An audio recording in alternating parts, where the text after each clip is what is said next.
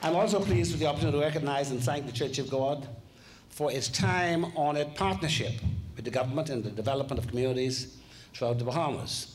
Prime Minister Hubert Ingraham is cognizant of the fact that the history of the Church of God in the Bahamas is replete with examples of Christian charity, a work that has brought comfort, relief, and support to those in need, especially during periods of hardship.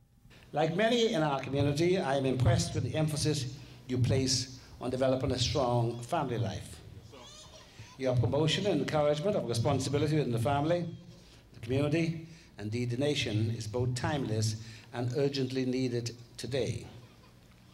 Your many programs and initiatives have encouraged many people to live healthier lifestyles and to embrace other wholesome ways to benefit their own lives and that of their families and indeed our nation.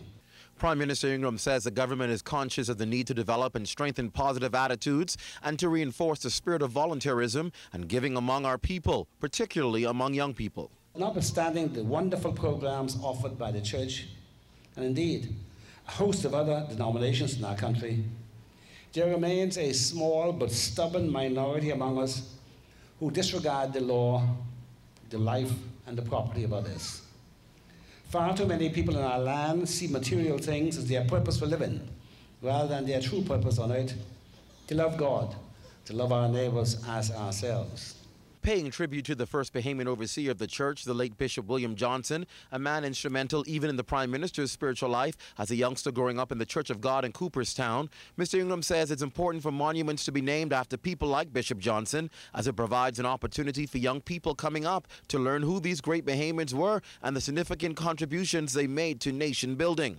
The focus on youth not only expressed by the Prime Minister but also opposition leader Perry Christie, who also hammered home the importance of youth-focused programs.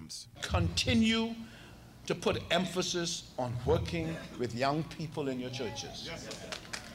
Please do that, because there has not been any time in our history where the obligation of the church ought to be directed at that category of person, the young, because it's their behavior that influences so much in our country.